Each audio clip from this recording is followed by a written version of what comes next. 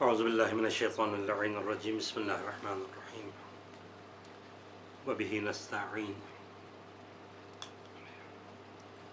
اولئک علی ھدی من ربہم واولئک ھم المفلحون۔ سورہ بقرہ آیت نمبر 5۔ کل ہم نے آیت نمبر 3 اور 4 کی تلاوت کی تھی، اس کا شرف حاصل کیا تھا تفسیر کے لیے۔ اس میں متقی کی صفات بیان کی گئی تھی کہ متقی کسے کہتے ہیں، اور اگر آپ کے اذہان مبارکہ میں ہو تو عرض ہوا تھا کہ متقی یہ نہیں ہے کہ ایک کام کیا، نیک کام کیا، اس کے بعد چھوڑ دیا۔ مسجد میں اچھائی ہوئی، باہر آ کے بدل گیا، گھر میں اچھا ہے باہر بدل گیا، باہر اچھا ہے گھر میں آ کے اس کی طبیعت بدل گئی، کاروبار کرتے ہوئے کچھ اور، لوگوں کے سامنے کچھ اور، دو رخ ہونا، اسے متقی کے علاوہ نہیں کہتے ہیں، بلکہ زبان مضارع کا استعمال کر کے بتایا کہ متقی اسے کہتے ہیں جس کے صفات دوام ہو، جس کے صفات تسلسل سے ہوں، اسے متقی کہتے ہیں۔ اس کے بعد خداوند عالم نے اب بشارت دی، اب خوشخبری دی کہ اولئک علی ھدی من ربہم واولئک ھم المفلحون۔ یہی وہ لوگ ہیں جو متقی ہیں، یہی وہ لوگ ہیں جسے علی ھدی من ربہم، جسے خداوند عالم نے ہدایت دی، یعنی یہی وہ لوگ ہیں جس میں متقی کی یہ 5 صفات ہوں، یہی وہ لوگ ہیں جس کو خداوند عالم نے ہدایت دی، یہی ہدایت یافتہ ہے۔ ایک ہدایت یافتہ کی اگر دنیا میں دیکھنا چاہو کہ ہدایت یافتہ کون ہیں، اگر یہ 4-5 علامات اس میں ہوں تو یہی ہدایت یافتہ ہے۔ قرآن مجید کے سورہ بقرہ آیت نمبر 5 میں پڑھ رہا ہے کہ اولئک علی ھدی من ربہم، یہی وہ لوگ ہیں جس کو خدا کی طرف سے ہدایت ہوئی ہے۔ پتہ یہ چلتا ہے کہ ہماری کوشش کے علاوہ خدا کی طرف سے تائید بھی ہونی چاہیے، خدا کی طرف سے امداد الہی بھی ہو، غیب امداد الہی بھی ہونی چاہیے۔ تو آگے جا کے ایک سورہ میں آیت میں آئے گا کہ امداد کا مطلب کیا ہے، کہ مثلا جب ہم ایک نیکی کے لیے ایک قدم بڑھائیں گے تو خداوند عالم دوسرا قدم بڑھانے کے لیے نیکی کا راستہ خود بخود تیار کرے گا۔ یہ نہیں کہ خدا کسی کو پکڑ کے ہدایت کی طرف لاتا، نہیں، ہم جب نیکی کی طرف جانا چاہیں تو خداوند عالم ہماری طرف راستے کھول دیتا ہے، اسے کہتے ہیں اولئک علی ھدی من ربہم۔ یہی وہ لوگ ہیں جس میں جو 5 صفات ہے جو میں نے کل عرض کیا، جس کے پاس ہے وہی وہ لوگ ہیں جس کو خدا نے ہدایت دیا۔ وَأُولَئِكَ هُمُ الْمُفْلِحُونَ، اور یہی وہ لوگ ہیں جس کو خداوند عالم نے فلاح دیا، کامیابی دی۔ یہی وہ لوگ ہیں جس کو خداوند عالم نے نعمتوں سے نوازا۔ یہی وہ لوگ ہیں جو قیامت میں خوف میں نہیں ہوں گے۔ یہی وہ لوگ ہیں جسے قبر میں کوئی مشکل نہیں ہوگا۔ یہی وہ لوگ ہیں جن کا برزخ آسان ہوگا۔ یہی وہ لوگ ہیں جو پل صراط سے آسانی سے گزر جائے گا۔ یہی وہ لوگ ہیں جسے خداوند عالم جہنم نہیں دکھائے گا، جہنم کے عذاب سے بچا کر رکھے گا۔ یہی وہ لوگ ہیں جسے خداوند عالم جنت میں داخل کر دے گا۔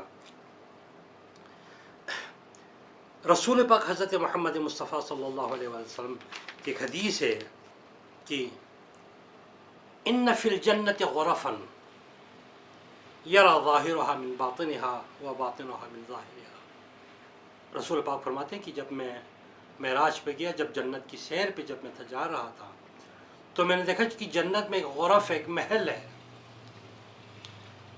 جس کی صفات تصور سے بھی باہر ہے۔ اس کی صفات میں سے یہ ہے کہ یری ظاہرها من باطنها وباطنها من ظاہرها، اندر سے باہر کا نظارہ دیکھا جا سکتا ہے اور باہر سے اندر کا نظارہ دیکھا جا سکتا ہے۔ تو اصحاب کرام میں سے کسی نے سوال کیا کہ یا رسول اللہ، اگر اتنا بڑا محل ہے، اتنا بڑا غرف ہے، تو خداوند عالم نے یہ کس کے لیے بنایا؟ کہ انبیاء کے لیے ہے، اوصیاء کے لیے ہے، کس کے لیے ہے؟ تو رسول پاک نے فرمایا کہ یسکنها من امتی، یہ میری امت کے لیے ہے، میری امت کے ان لوگوں کے لیے خداوند عالم نے اس کو بنایا ہے جو من طاب الکلام، کل ہماری یہی باتیں ہو رہی تھی، من طاب الکلام،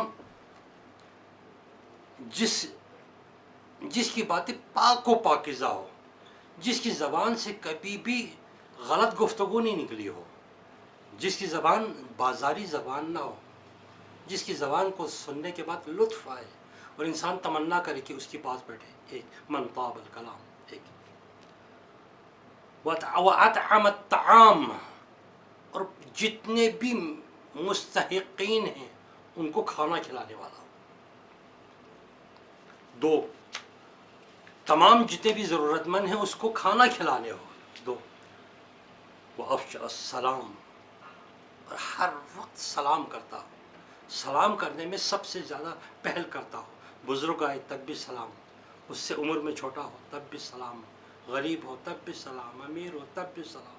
وہ سلام کرتے ہوئے یہ نہیں دیکھتا ہے کہ یہ مجھے فائدہ دے گا یا نہیں دے گا.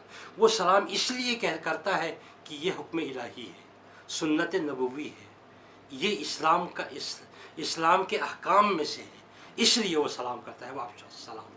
تین، وہ ادام القیام، وہ ہمیشہ نماز کو قائم کرتا ہے. وصلی باللیل والناس نیام، اور اس وقت وہ نماز پڑھتا ہے. وہ ادام الصیام، ہمیشہ روزے کی حالت میں ہوتا ہے، پورا سال روزے میں رہتا ہے. وصلی باللیل والناس نیام، اور اس وقت جب ساری دنیا سو جائے، سب نیند میں آرام کر رہے ہو، وہ خوف الہی میں اٹھ کر نماز پڑھتا ہے. فقال علی، مولا کائنات امیر المؤمنین نے سوال کیا کہ یا رسول اللہ ومن یطیق ھذا من امتی، آپ کی امت میں سے کس میں طاقت ہے، کس میں طاقت ہے کہ وہ ہر وقت نماز شب میں رہے، کس میں طاقت ہے کہ وہ سال بھر روزہ رکھے، کس میں اتنی ہمت ہے کہ وہ کسی کو ہر کسی کے سلام کرنے سے پہلے وہ سلام کرے. کس میں یہ طاقت ہے کہ اس پورے کائنات کی دنیا میں جتنے بھی غریب مسکین رہتے ہیں ان کو کھانا کھلائے.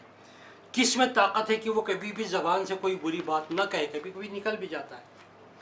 تو رسول پاک نے فرمایا، فقال رسول اللہ او ما تدری ما طاب الکلام، علی جانتے ہو کہ طاب الکلام کسے کہتے ہیں؟ عرض کیا کہ یا رسول اللہ فرما دیجئے تاکہ امت کو فائدہ ہو. فرمایا من قال اذا اصبح وامسا،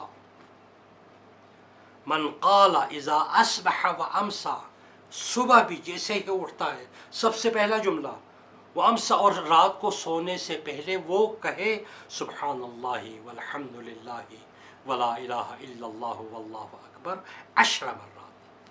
جو صبح جیسے ہی اٹھتا ہے 10 مرتبہ تسبیحات اربعہ کی تلاوت کرتا ہے، اور رات کو سونے سے پہلے 10 مرتبہ تسبیحات اربعہ کی تلاوت کرے، تو خداوند عالم اس کے نامہ اعمال میں لکھ دیتا ہے کہ ھذا، یہ وہ شخص ہے جو طاب الکلام، کبھی بھی زندگی میں اس نے اپنے منہ کو، زبان کو پاک رکھا ہے. پاک زبان رکھنے والوں میں اس کا نام تحریر کیا جاتا ہے، جو صبح اور شام 10 مرتبہ تسبیحات اربعہ کی تلاوت کرتا ہے. پھر رسول پاک نے فرمایا، اور جانتے ہو وَإِطْعَامُ الطَّعَامِ، تمام لوگوں کو کھانا کھلانا، یہ کس طرح ممکن ہے؟ عرض کیا کہ یا رسول اللہ بتا دیجئے.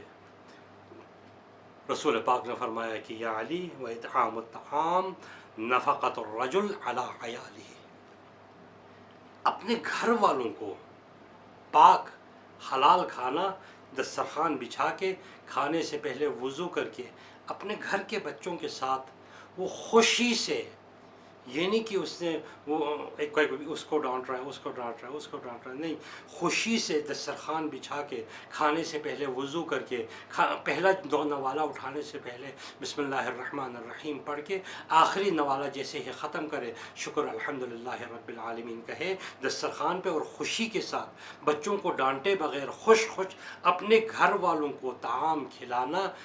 اگر کوئی یہ عمل کرے تو خداوند عالم اسے وہ ثواب عطا کر دیتا ہے جیسے پوری دنیا میں جتنے بھی مستحقین ہو ان سب کو کھانا کھلایا ہو.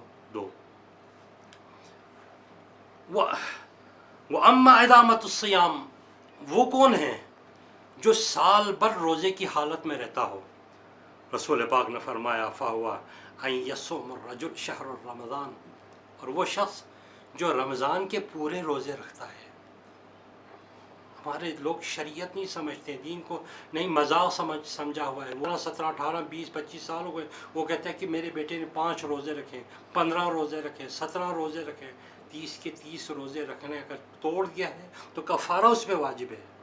फ़हुवा यसूम रजुल शहर रमज़ान, शहर माह रमज़ान पूरा रोज़ा रखे, व सलासत अय्याम फ़ी कुल्ली शहरी, और हर महीने के 3, अगर पहला दिन, बीच का दिन, आखिर का दिन रोज़ा रखे तो खुदावंद आलम उसके नामे आमाल में पूरा साल रोज़ा रखने का सवाब उसे अता कर दिया जाता है।